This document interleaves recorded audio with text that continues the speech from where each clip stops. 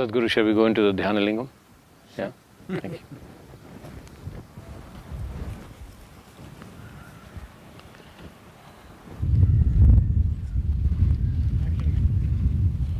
So Sadhguru, this is the biggest bull I've ever seen. But I mean, he's magnificent, he's aggressive, he's massive, and he looks ready for action, pointed straight into the Dhyana Lingam, the temple. Tell me about him. This is Shiva's vehicle. His automobile parked outside. Yeah. Do you expect him to ride some mild scooter? He rides a mean machine. Right. Okay. Can I touch him? Yeah. What's he made of? I mean, I can see this is metal, it's steel. See, this is a very unique way of making this. Each piece is not more than like 6 to 9 inches. Yeah. Small pieces all put together. Probably this is the only bull in a temple made like this. And inside it's filled with sesame seed, turmeric, vibhuti, the sacred ash, and certain types of oils, and some sand, some certain type of soils inside. This will make the bull reverberate with a certain energy. When people come and they're with the bull, it radiates a certain field of energy. So it's been prepared in a certain way, the whole concoction. This is taken in some 20 tons of material inside. It's full inside, it's like a tank filled with these substances, and it's sealed, it's forever. And if I walk around the bull, I should feel some kind of energy. You should. If I open myself to it. Yes. If I open myself to bull. Okay. No, usually it's not the bull that is being referred to that way, it's only what the bull drops, okay? So, yeah. Don't pick up the dung, just the bull is good. And why a bull, and why is the bull… I mean, I understand, so if it's Shiva's vehicle and Dhyana Lingam is about Shiva, so what? He's waiting for Shiva to come out and say… What? Tell me more about He's not waiting for him to come out and say something. Yeah. He's in waiting. Nandi is a symbolism of eternal waiting, okay? Because waiting is considered as the greatest virtue in this culture. One who knows how to simply sit and wait is naturally meditative. He is not expecting Shiva will come out tomorrow, but he will wait forever. So that quality is the essence of receptivity. So Nandi is Shiva's closest accomplice because he is the essence of receptivity. So before you go into the temple, you must have the quality of the Nandi, that you simply sit. You're not trying to go to heaven, you're not trying to get this or that, you go inside and simply sit. So just sitting here, he's telling you, when you go into the temple, don't do your fanciful things, don't ask for this, that nonsense, just go and sit like me. So that's the message he's giving you. And waiting and anticipation are two different things, I assume. He's not waiting in anticipation of anything, that's what I'm saying, just waiting. Yeah. He's not anticipating anything, he's not expecting anything, he's just waiting. That's meditation, just sitting. Okay. So that's his message for you. Simply go inside and sit, alert, not sleepy, alert and sitting. Yeah. So you're saying, Sadhguru, that the bull is sitting in what we would call meditation? See, people have always misunderstood meditation means some kind of an activity. No, it's a quality. So fundamental difference, why? Because this is a meditative temple, this is not a temple of prayer. Prayer means you're trying to talk to God. You're trying to tell Him your woes, your expectations, your whatever else. Meditation means you're willing to listen to God.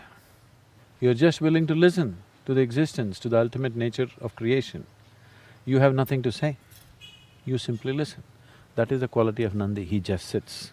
Alert, this is very important. He is alert, he is not sleepy, he is not sitting in a passive way. He is sitting very active, no expectation, no anticipation, no looking forward to anything, but full alertness, full life, just sitting. That's Jeez. meditation. Active and not passive, meditation, not expectation, nothing, just waiting Yes, and… just waiting, not for anything in particular. Whatever being is aware. reality, if you just wait without doing your own thing, then existence will do its thing. Yeah. So meditation essentially means you are not doing your own thing. The individual person is not doing his own thing, he is just there.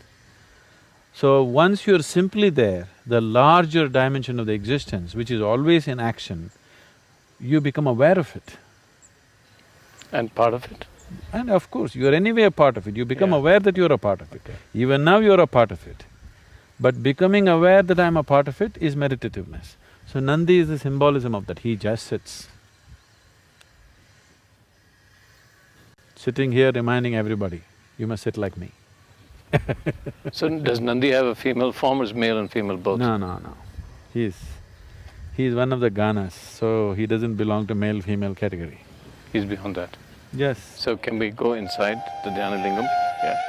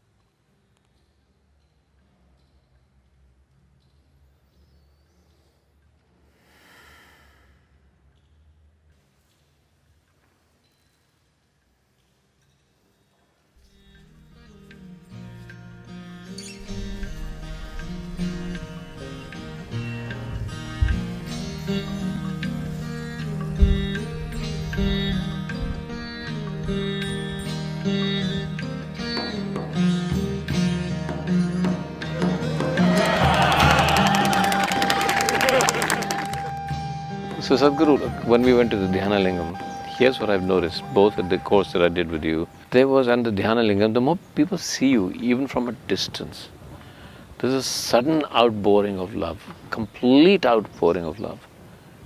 So let's talk about love. This is one kind of a love. What happens? Is there something, is it a release? That could be one thing, with the see you and their own stresses and emotional release. On the other hand, is there some kind of energy that you're transmitting to them? Is that energy possible only in a loving relationship, even between you and the people or between people themselves? What is that energy called love? And then let's relate it to man and woman, because that's the love most of us know. Love or hate, whichever you like it. But let's talk about love, or the energy that is love. There is no such thing as an energy that is love. Life is a certain energy. You are a certain life energy. The many parts of this life energy is finding expression as thought, as body, physical action, emotion, and there are other dimensions, of course, energy action. If you can perform only physical activity in your life, the span and the scope of that activity is very limited. Because you empower your physical activity with your mental activity, depending upon the keenness and the intensity of your mental activity, your physical activity takes on a different level of… as if it moves into a different dimension because the mental activity. If you make a movie, if it's all physical, it's one way. There is a certain intellect involved in it, it's another way. There's a certain emotion involved in it, it's another way, isn't it so? So that's so with life also. So, these are different levels of intensity. Physical is at one level of intensity, intellectual is another level of intensity, emotion is a different level of intensity. Generally, people are looking down upon emotion as something less than intellect, which is a very wrong thing they're doing. Which I think slowly people are realizing they're talking about emotional intelligence now. Because emotion is capable of being of a higher intensity than intellect in many ways. Intellect has a certain coolness, intellect has a certain penetration, but emotion can just embrace everything. Intellect can know pieces of life, emotion can know the wholeness of life. So this is the reason why spiritual traditions always have made devotion the biggest thing, because a devotee looks like a fool to an intellectual person. But what a devotee knows in terms of life's experience and what he knows in terms of perception of life in its totality, an intellectual person will never touch. So a devotee looks like a fool, but the real fool is elsewhere. So right now what's happening here when people are around me is neither intellect nor emotion nor body. It's another dimension, which is just pure reverberation of energy. If I reverberate in a certain way, some people will roll their eyeballs upward and simply sit there. Some people will cry, some people will laugh, some people feel that they realize so many things being there in that space. This is their expression of it. This is like, if I give you electric connection, somebody makes light out of it, somebody makes sound out of it, somebody makes coolness out of it, somebody makes heat out of it. Different gadgets are making different things out of the same electricity. So my thing is just to exude that energy. Somebody makes love out of it, somebody makes alertness out of it, somebody makes awareness out of it, somebody makes meditativeness out of it. That's left to that individual depending upon his level of evolution and his receptivity as to how he is. So am I creating a love energy? There's no such thing as love energy, there's just life energy. There is only life energy. Love is just one expression of life. Intellect is another expression of life. Physical action, another expression of life. Awareness, another expression of life. So life can find million forms of expression, but people elegizing one over the other is a huge mistake. All of them are needed. Love without the needed awareness and balance is going to be horribly burdensome, isn't it? So, these days it's become a fashion to talk like this, love is the core of the universe. Love is a human emotion, it's got nothing to do with the universe. Love is the sweetness of your emotion. Let me put it this way. See, if your physical body becomes pleasant, we call this health. If it becomes very pleasant, we call it pleasure. If your mental structure becomes pleasant, we call this peace. Becomes very pleasant, we call this joy. If your emotional structure becomes pleasant, we call this love. If it becomes very pleasant, we call it compassion or devotion. If your very energy becomes very pleasant, we call this bliss. If it becomes extremely pleasant, we call it ecstasy. This is all that's happening. So when I walk in, there are certain people who become ecstatic, there are some people who become loving, there are certain people who become aware and meditative, but it's their doing. It's their gadgetry is like that. All I am doing is exuding life energy with utmost intensity. In the space that you're in now, when you're with people, is it exuding out unintentionally now, it's just exuding out, or do you give… Unintentionally, a certain amount of it is happening unintentionally because of the nature of who you are. But when you're in certain situations, it's intentional. Because people come to you only because they can benefit from you. So if you don't offer that benefit, that's being callous to their needs. Okay, so the gesture you just did, tell me about this, because everybody comes, I do that, everybody else does that. Is that, tell me about this gesture. Is it a more receptive gesture or is it just a cultural thing? See, there are many aspects to this. One thing is, neurologically, today we know that there are lots of nerve endings in your palms. Actually, your hands are speaking more than your tongue and your voice, actually. So there's a whole science of mudras in yoga. Just by holding your hand in different ways, you can make the whole system function in different ways. I think we have done the experiment with you, holding it this way, holding it that way. It makes… You have already seen people sitting like this, these kind of mudras, those kind of mudras, because hand can do wonderful things to the system. So this is a certain mudra, you can say. This is known as namaste or namaskar. It is a certain mudra. The moment you place your hands together like this, your dualities are sort of… your likes and dislikes, your dualities, your cravings and aversions, all these things are leveled out. There is a certain oneness to your expression of who you are.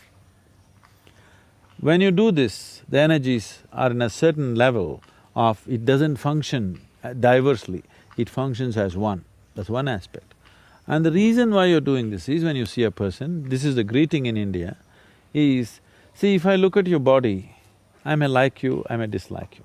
If I look at your mind, again I may like you, dislike you. If I look at your emotional structure, I may like you or dislike you. So when I meet a person, I do not want to get entangled with these likes and dislikes. I do not want to get entangled with that being. The only intention of meeting a human being is either you can enhance his life or he can enhance your life. Or both of us are enhancing each other's life. Otherwise the people need not meet. It's better they're alone, isn't it? Yes. In some way you can enhance another human being's life, or you benefit from another human being's life, it's worth meeting. Otherwise, it's better people are by themselves, they don't have to meet. And that's how the spiritual structures are. You're an ascetic, you don't want to meet anybody because you're into certain kind of things yourself. If you feel you can benefit by being with somebody, or they can benefit by being with you, you allow this. Otherwise, don't bother. You are not in compulsive need of company. Only those people who feel terribly alone or lonely when they're alone, they are in a compulsive need of company. So if you're feeling lonely when you're alone, it means you're in bad company, isn't it? Yeah. If you don't enjoy the company of this person, obviously you're in bad company. So you're looking for better company. Sadhguru, in terms of the love that we know most and most talked about, and many books are written about it, and the largest discussed thing in this world is relationships. So let's just take one relationship that is causing more angst than anything else, is a man-woman love. Tell me about the nature of that, and why does it cause that much angst? And is there a potential spiritual dimension to the nature of a man-woman love? We've talked about feminine, masculine, male, female. Is there something we can find in a marriage that takes it beyond the stresses and strains of an everyday practical marriage? See, there is no such thing as man-dog love, man-woman love, man-mother love, man-son love, man-daughter love. There is no such thing. Love is just a certain sweetness of emotion. How you're arriving at it is the only question, isn't it? The method. Yeah. Now, we were looking at this, we do this because when you see a person, if you see body, mind, emotion, this, that, you tend to like, dislike, get entangled, all these things. So first thing is, when you meet a person, you identify his ultimate nature. There is a source of creation within him, that's why he is created. So the very source of creation within him, first you bow down to that. You're trying to establish a relationship with that because that's your aspiration with yourself also. You're repeatedly asking, who am I? So you're trying to find that answer everywhere. First thing, if you see whether that experience is there or not, you're cultivating the direction towards that. When I see you, I can say, hi. Instead of that, I do this, because first thing is, you refer to the source of creation in the person. then maybe we'll interact on different levels. We like the intellect of the person, we talk to that. We like the emotion of the person, we hug them. If we… if it's physical, it goes in a different direction, whatever. So the man-woman thing is a compulsive love affair. Nature is pushing you towards each other because nature is interested in only one thing, to perpetuating herself. If it somehow doesn't put a man-woman together, you and me wouldn't be here. So whether they love each other or not, that's not the question, they have to come together somehow, otherwise you and me wouldn't be born. So this is a compulsive need.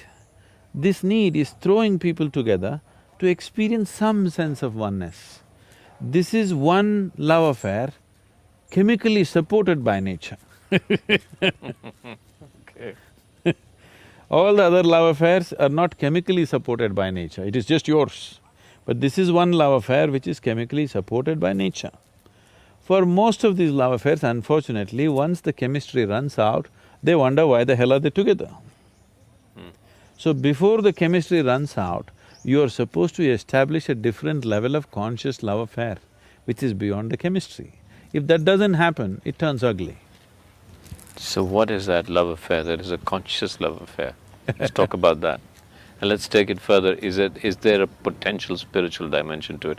I'm not saying there has to be. Is there a potentially? But let's first say, when the chemicals don't react anymore, what reacts? What works? What makes it work? See, chemistry is of the body, Yeah. okay?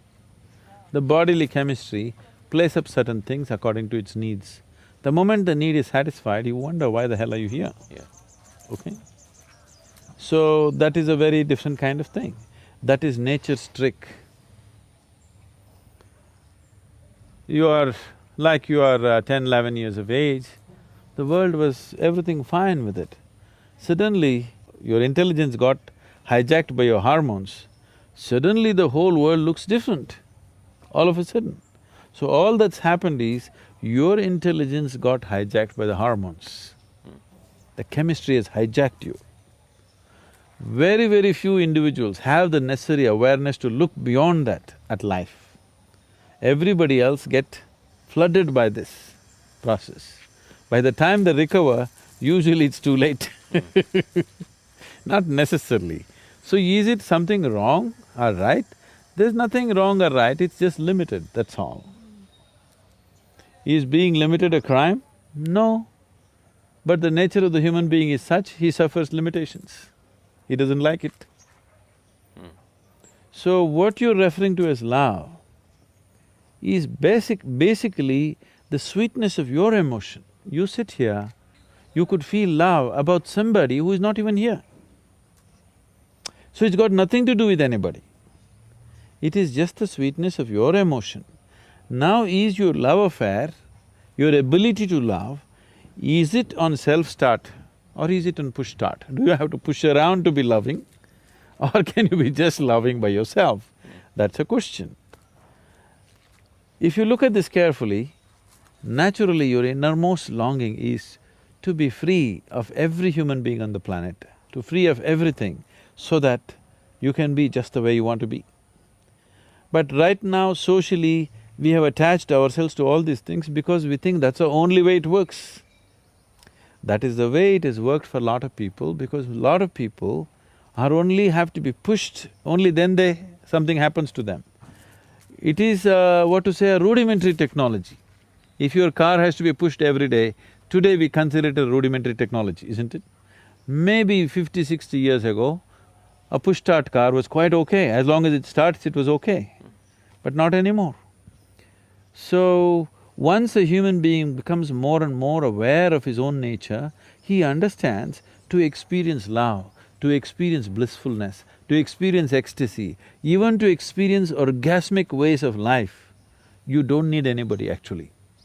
If you just sit here, you can make it happen within yourself. Because after all, it's your body, it's your mind, it's your emotion, it's your chemistry, and you are the one who is creating all the experiences of your life. Because people are not conscious of this, that you are the maker of your life, You are the one who is doing your life the way you want it. Most people still believe that their experiences are being shaped by people and situations around them, but that's not true.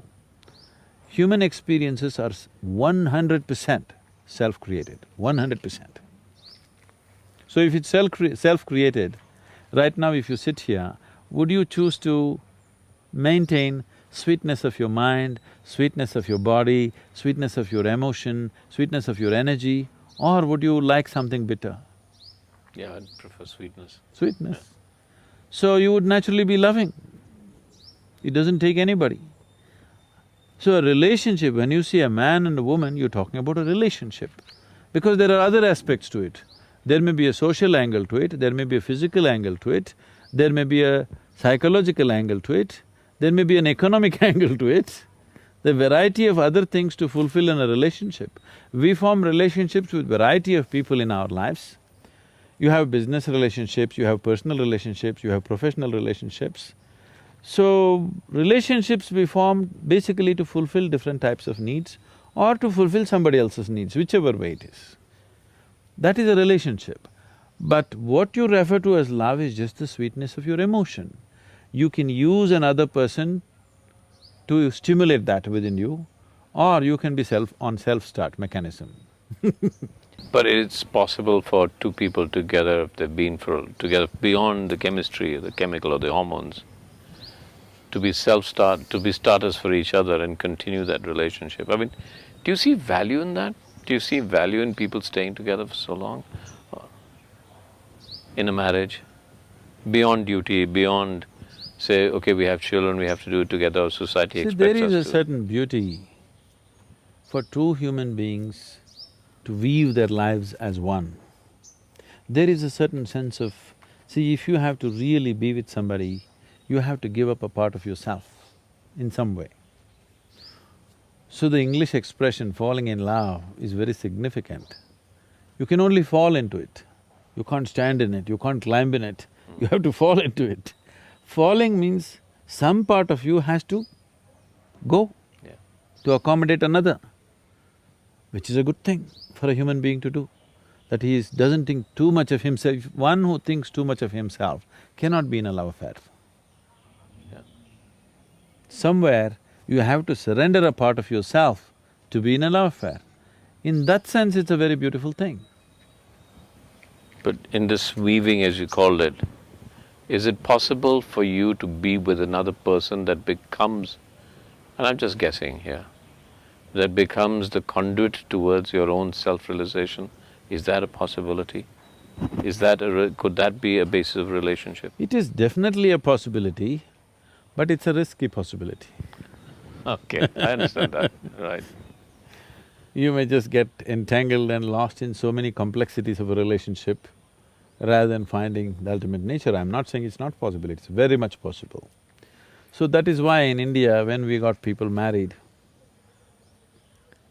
we tied what's called as a Mangal Sutra. Today it's just a thread, a ritualistic thread. But that's not how it originally started.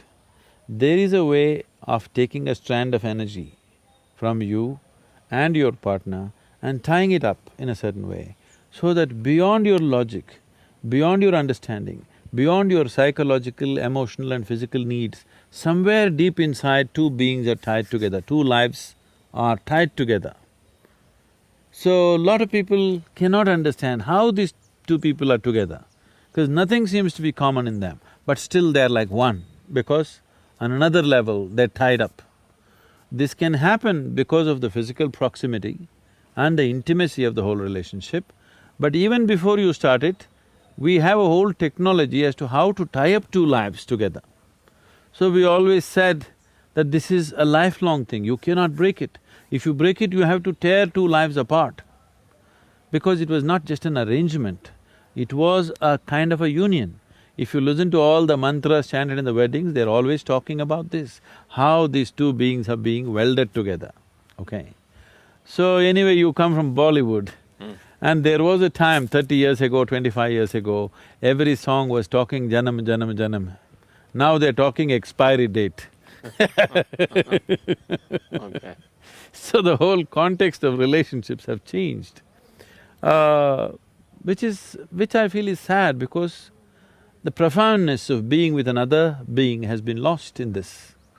In the name of freedom, in the name of choice, actually you're becoming horribly compulsive. It's all about yourself. When it's all about yourself, you will not know the beauty of life.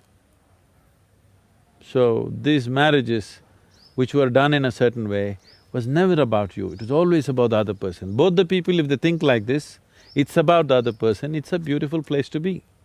If only one person thinks like that, it becomes exploitation. If both the persons don't think like that, it's just a compulsive relationship.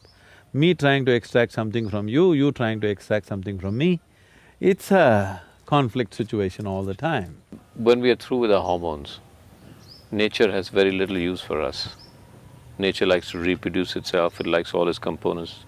When we're done with the hormones and we're done with the chemicals, why does nature give us the potential to still exist in this body if it's done with us, if we've done what nature required us to do? No, reproduction is just only one requirement, Okay. okay? Reproduction is not the whole of life. It is only one requirement. Nature compulsively wants you to reproduce because it wants to perpetuate itself. It is neither a good thing nor a bad thing. It is just a certain necessity of nature. See, suppose the whole world turned ascetic, then we would be forcing everybody to get married, isn't it? Yeah. Now, I'm asking you this question with a very specific ideas because everybody today talks about, and everybody's confused about what health really is, because the messages coming across are so different. Health and longevity are the two things everybody talks around, and sometimes I feel when I look around myself that what is your value, A, living beyond a certain age, but B, living beyond a certain age, is there something inherent in us that actually could keep us healthy, or do we always need outside help from doctors and hospitals? Because if there was something inherent in us, then maybe I would believe that nature has an intention to keep us alive. Nature didn't have an intention to keep you alive, you would be dead. Yeah. Even now, you're alive not because of the medicine that you're taking or the hospital consultation that you're having, not because of the health checkups, because nature still intends that you should live. The life process is capable of living, that's why it's living, not because of medicine it's living. Medicine can play around a little bit, cannot create life as such. See, there are many ways to look at it. I'm trying to put it in a very simplistic way. No, you don't have to. I'm simplistic enough, so don't worry. Because if there's no way to put it in a simple way, then say it the way you want, and I'll ask you the simplistic, naive question again. The thing is, this very body that you carry was created from within, isn't it? You provided raw material from outside, but the creation process happened from within. So obviously, the source of creation is within, or the manufacturer of the body is within. So if you have a repair job to do, would you like to go to the manufacturer or to the local mechanic? Okay, all right. If you have access to the manufacturer, that's the place you would like to go. Because a manufacturer knows much more about this machine than a local tinker, isn't it? But if you have lost access, then you have to deal with the local tinker. So, to generate health, trying to fix it from outside is a very effortful process. If you keep access to the innermost core, health will be a natural phenomena, it's not something that you have to manage. It's not at all something that you have to manage from outside, it's a very wrong perception. So the idea of spirituality being the staying in touch with your inner self and your relationship to all of existence naturally promotes health without you having to think about it. Is that true? See, today it is scientific knowledge, common medical knowledge, that every cell in the body is programmed for health. Okay. Naturally, it is programmed for health. If it is programmed for health, Why would it work against you? See, if you get an infection means it's kind of an invasion from external organisms. They need to be dealt with. It's a war situation. You need to do some chemical war on them and kill them and do whatever you have to do to recover from that situation. That's a different thing. But more than 70% of the ailments on this planet are chronic. That means they're self-created. They're created within your own body by your own system. Why would this system, which has an immense desire to exist and survive, would create ailment or something against itself? Somewhere some fundamentals have gone off, isn't it? So if you keep in touch with the innermost core, which is the source of creation, which is the manufacturer of the body, which is the maker of this body, health is not even something that you have to think of. Too much… what I see is, especially as societies get affluent, health is I don't know, the way they're talking about health in the Western societies, it's like a full-time occupation. Day in and day out, from morning to evening, they're only talking about their health.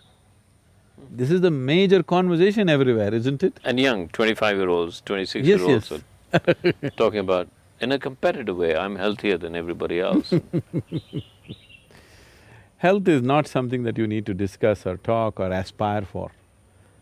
If you keep the system in a certain way, health, it exudes by its own nature. Would you describe that way as a meditative way? I would like to, but I would avoid the word meditation because it's so badly abused word. If I say meditation, everybody has their own ideas of what is meditation. So I would say, if you as much as know what it means to simply sit here, absolutely still, everything still within you, for 2 minutes in a day, you would be perfectly healthy. Just 2 minutes. Man is ill only because he does not know how to be still. And if I'm perfectly healthy, then how does death come? You must die healthy. You must live healthy and you must die healthy. So if I'm healthy, how will I die? Health has got nothing to do with death. Death will happen when your life energies lose their vibrance. They will lose their vibrance because right now they are vibrant in a certain way because of a certain software input. This software traditionally, we call this as prarabdha. Prarabdha means a certain dimension of your karmic information. It has a certain amount of information latched onto your life energy, so it keeps working in a certain way. Once this software has worked itself out, or that much information which is allotted is worked itself out, which is the prarabdha karma, then the energies start becoming feeble.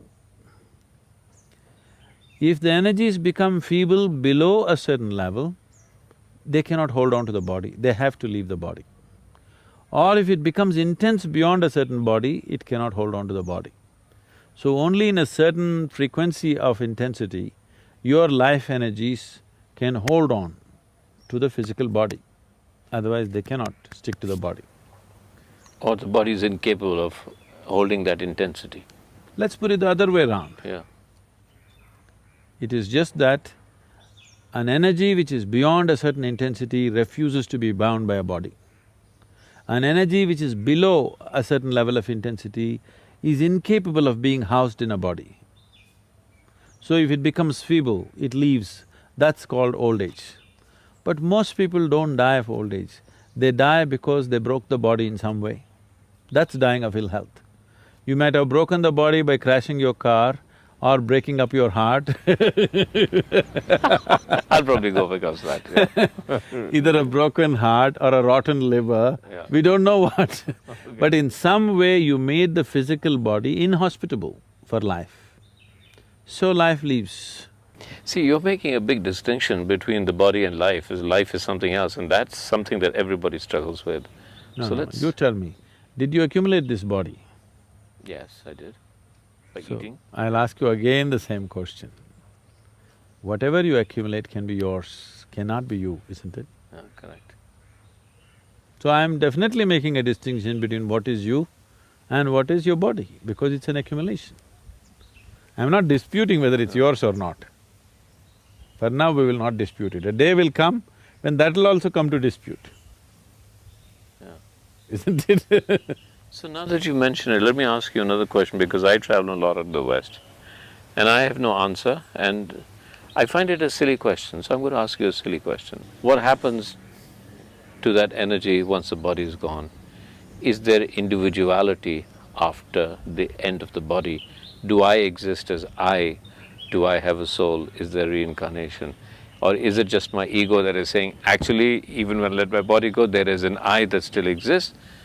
But if that I then forms part of the larger universe, then it has no identity.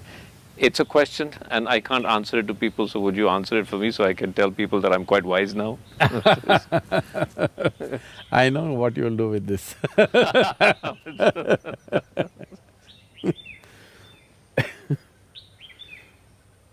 So, essentially you're saying you want to know what happens after death. Yeah. I'm just making a more intellectual argument about it, that's all. But the fundamental question is that. What I would say is, some things you know best only by experience. Okay. Are you ready? Yeah. You're not ready for the experience.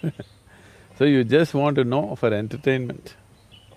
Maybe they make a movie on it, or just to talk in the next party that you're in. Yeah. It could buy you friends. So humor me. It could buy you audience. So humor me a little bit and let's talk about it a little bit. Okay. Right now you're looking at me.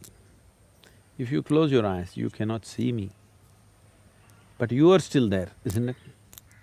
So right now, is it you who is looking at me? Or is it your eyes which are looking at me? So it's you who is looking at me. Yeah. Through the window of your eyes, you're Yes. looking at me. Yes. If you close the window, Yeah. do you still exist? I still exist. So, you are clearly saying you are much more than the body, isn't it? Right. But maybe that's my memory of you, of what I saw. No, not what you… whether you see my image or not, that's not the point. Hmm. But you are there, isn't it? I'm there, yes. So you are clearly saying, I am much more than the body. Yes. And you also know very clearly that this body you slowly accumulated. Yes.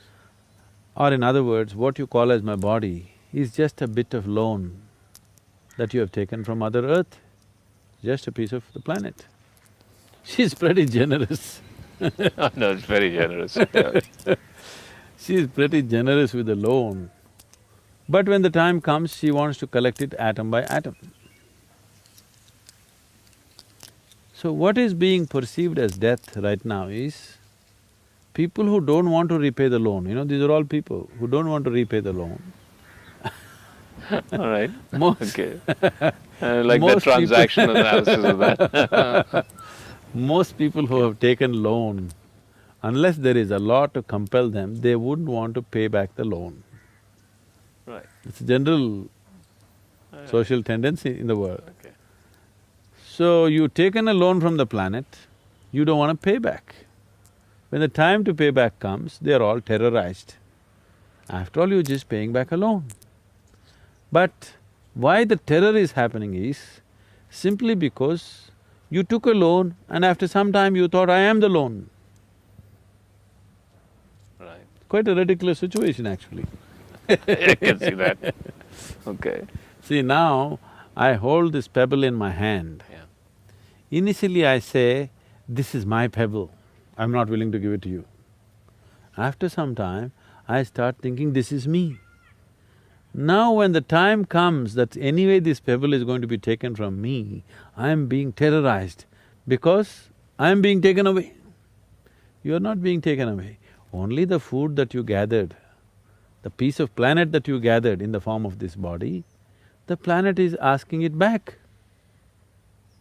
If only you were aware this is only something I've accumulated, not intellectually. Every moment if you are constantly aware that I am not this body, this is just mine, all right. This is just a gathering. I've accumulated this, I'll use it, and when it's necessary, I'll drop it. If this awareness was there all the time in your life, death would be just change of clothes, isn't it? Yeah. It's actually more simple than that. So what happens after? Okay, I paid back the loan. The question is only willingly or unwillingly, but whichever way, the loan gets taken. So when the body is confiscated, if you're a yogi, you will pay it back gracefully. Yeah. If you are an ignorant person, they'll confiscate your properties because you're illegally holding it beyond a certain time, they'll confiscate. So what happens after? Your body, as you know it, physical body has to go to the earth because it belongs to the earth. But there is a subtler body which is like a scaffolding. Only because the subtle body is there as a scaffolding, you can build this gross body. You eat a banana, it becomes body, you eat a piece of bread, it becomes body, you eat a brinjal, it becomes body, because there is a subtler scaffolding. This body that you see, the physical body, is only gathering around the subtler body. So when this body falls, the subtle body, which is generally referred to as etheric body or whatever else, is still on. It still has some information, but the important difference is, when you had a physical body and a conscious mind, you had a discriminatory capability. So once the body falls down along with your thinking mind, logical mind, and a discriminatory aspect of the mind is fallen, there is no more discrimination. You only happen by tendencies. So still there are certain tendencies. Why so much care in every culture, particularly in this culture, that at the moment of death, if a man is dying, no matter what your relationship with him, you try to utter the God's name or you try to create the right kind of atmosphere for him. Even if he's your enemy, you say Ram, Nam, Satya, whatever, whatever simple things have been taught to the people, but something to create awareness and pleasantness around him because you want him to live well. Because at the moment of leaving, in case he is in a certain mode, whatever the mode is, let's say he is in fear mode right now. Now once he loses the discriminatory mind, now there is no control over the fear. See, many times fear arises in your life. Because of your discriminatory mind, you'll say, that's okay, but that it's not like this. You'll reason and try to get out of it. If there is no discriminatory mind, it just snowballs into paranoia. Paranoia not like as living human beings know. Paranoia which grows into a million, billion folds because there's complete absence of discriminatory mind. But suppose you create pleasantness at that moment of death, now this pleasantness also multiplies into a millionfold over because there is no discriminatory mind. A child is eating chocolate, very sweet. He has no discriminatory mind. His discriminatory mind is not strong enough. Okay, I've eaten 2 chocolates, it's enough. No, he wants to eat 2,000. Whether it's sweetness or bitterness, pleasantness or unpleasantness, all of this can take on a big proportion if only there is no discriminatory mind. So even when people are living, very little of the discriminatory mind they're using, mostly they're functioning by tendency, which is unfortunate. But once you've shed the body, there is no other way. You will only go by tendency. Unless you've reached a certain level of awareness where you can carry a certain dimension of awareness with you. Otherwise, whatever is your quality will snowball into something very big. If it snowballs into unpleasantness, we say he is in hell. If it snowballs into pleasantness, we say he is in heaven. So heaven and hell are not geographical places, it is a state that somebody gets into. Because once the discriminatory mind is removed, smallest pleasure can multiply into a heavenly proportion. Smallest unpleasantness can multiply into a hell-like situation because the discriminatory mind is absent. And then reincarnation. You want to come back now Yes. So if there is substantial amount of information still stored, which is the karma, the karmic substance is still strong, then once, suppose you left out of feebleness of energy, that is, you became old, energies became feeble and it rested for some time. So this kind of life energy just rests for some time without too much activity. But suppose the energies did not become feeble, but you broke the body by accident or suicide, or somebody shot you in the head, or somebody broke your heart, whichever way you broke the body and you left, energies were still intense. Now, this will take a long time for it to become feeble without the body and the mind. If you had a regular body and a discriminatory mind, let us say you would have worked out your karma in the next 10 years and made the energies feeble. But now that you don't have a body, these 10 years may telescope into 1,000 years. So this is the reason always they told you should never die of suicide, you never should be murdered, accidental death is bad, because now your limbo situation is long, very, very long, because you have no discriminatory mind, we don't know which way you will roll, and the chances of finding another womb are very little because you're in a certain level of intensity you cannot find. So unless you come to the right level of intensity, you are not suitable to take on a new body. So if you died of old age, energies became feeble, everything is fine with your body, you went to bed and you never woke up. Such a person may get back into another womb within 48 hours. But a person who died by breaking his body, either by accident or otherwise, this person may take we don't know how long, depending upon what level of intensity and how much of the information is still there, unworked out. We are going into areas which needs much more elaboration if it needs to be properly understood. Speaking just like this is not good. That's why we always joke about it and skip, we never talk about it, because it will lead to all kinds of imaginations. Yeah. Unhealthy imagination. Lead me to believe in spirits and ghosts. Yes. Yes, okay. Which is not needed. Not needed. Because then people every dark corner they see, they'll start seeing things. Yeah. And you can make horror movies and make money, because a lot of people have wild imagination anyway. Or tendencies. No, they're all existing by tendencies, not by that is the whole difference. When we talk spirituality, we're essentially talking about moving from compulsiveness to consciousness. Functioning through tendencies to functioning through discriminatory process. That is the key from bondage to freedom. Okay. I understand why we need to change this topic, because it can get very… it is much more complex than we are talking about now. Yes, it's too simplistic the way I'm putting it right now. Yeah. Because then people will just say, oh, there is or there isn't. It's not there is and there isn't at the same time. But maybe I can ask you, okay, this is also complex, because a lot of what you said today, and you talked about a duality, you talked about the nature of Shiva being contradictory, you talked about everything existing in contextualization or contradiction. One little word on the nature of duality, the nature of our duality. The interview is the basis of duality, because there are two. There's a question, there's an answer. This is duality. But actually there isn't.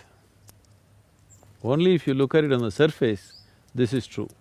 If you look deep enough, there isn't two. But if there wasn't two, there would be no interview. There would be no football game, there would be no marriage, there would be no nothing, okay? So the oneness of the existence is the basis, but the play is always dual. There's nothing wrong with duality as long as you know it's just a play. So if I was to create a character in a film called Universe, the universe would say, I'm one, but if I have to play, I have to be two. Yes. But then essentially I'm one. Yes. But I don't exist till I play, and therefore I have to be two, without one taking more power than the other, because otherwise I would never get back to be one. See, that's the whole problem. The human mind is dualistic. So if you say there is oneness and then there is dual, immediately the human mind says, so oneness is ultimate superior, duality is a fallen state. This is the whole Adam and Eve story, okay? Okay. This is a rudimentary logic, which is splitting the world into two. Yeah. One last question, Sadhguru. And I will not say this interview ends because I will come back for more. Because there can't be an end to this There's interview. no end to No, this. there is no end. And one last question, because I know people will say, well, why didn't you ask him about stress? And I'll say, well, because I don't understand. I cannot define stress. There's a lot of things that, a lot of the questions people ask me, and they will know that since I've been interviewing you, they say, but I know that we get addicted to keywords. But is there, I mean, is there a definition that we can assign to the idea of stress? I must tell you this. When I first went to United States a few years ago, wherever I went, everybody was talking about stress management. I really couldn't understand this. Because in my understanding, we manage things which are precious to us. Okay? Okay. Our business, our family, our money, our wealth, our children, we manage all these things because these are all things precious to us. Why would anybody manage stress? I couldn't get this. When this word was thrown at me everywhere, stress management, I said, why manage stress? It took me a while to understand these people have concluded that stress is a part of their life. Stress is not a part of your life. Stress is just your inability to manage your own system. Stress is not because of the nature of your work. The Prime Minister is complaining of stress, the chaprasi also complaining of stress. In between, every other person saying his job is stressful and unemployed are stressful. They don't have anything to do, that also they're stressful. So you're suffering your job, if I get you fired, will you be joyful? No. No. So stress is not about your job, obviously, isn't it? It is just that you do not know how to manage your body, how to manage your mind, how to manage your emotions, your energy, your chemistry. You do not know how to manage anything. You are functioning by accident, so everything is stressful. You get into your car without a steering wheel. Or you get into your car, if you turn this way, it goes in the opposite direction. You will be stressful, isn't it? Yeah. So right now that's the kind of mechanism you're driving, without understanding anything about it, just by chance you're going blundering through life, you will be stressful. So stress is not because of the nature of the activity that you're performing, not because of life situations. Stress is simply because you do not know how to manage your own system. What is stressful for you, somebody is breezing through it, isn't it so? Correct. Stress is not situational. It is just an inability to manage the inner situation, not the outer situation. Essentially, the quality of our lives change and transform not because we change the content of our lives, only because we have changed the context of our life. Someone is living a beautiful life does not mean he's doing something different when he wakes up in the morning. He also goes to the toilet, he also brushes his teeth, he also does the same things. But somehow his life is magical and beautiful because of the context. This could have happened to people when they fall in love with somebody. They were doing the same thing, suddenly they're in love with someone, suddenly everything is different because the context of their life has changed. But then once they fall out of it, again the context of their life changes and it becomes miserable. Now, changing the context is something which is voluntary, which is just something that you can do willfully. Changing the content may not be possible as you will. Because to change the content of your life, you need permission from the situations in which you exist, isn't it? Yeah. But to change the context of life, you don't need anybody's permission. It is not at all situational. So on a certain day, 3 men were working in one place. Another man came by and asked the first man, "What are you doing here?" This man looked up and said, "Can't you see I'm cutting stone? Are you blind?" This man moved on to the next man and asked, "What are you doing here?" That man looked up and said, something to fill my belly. I come here and do whatever they ask me to do, I just have to fill my belly, that's all. He went to the next man, the third man, and asked, "What are you doing here?" That man stood up in great joy and said, "I'm building a beautiful temple here." All of them are doing the same thing. but their experience of what they're doing is worlds apart. Every human being, every moment of his life could be doing whatever he's doing in any one of these three contexts, and that will determine the quality of his life, not what he's actually doing. How simple an activity you're doing or how complex an activity you're doing doesn't change the quality of your life. With what context are you doing changes the quality of your life, isn't it? Completely. Okay, Sadhguru. I hope this is just the beginning, and I hope you give me the opportunity to come back with a lot more questions. Definitely. Thank you.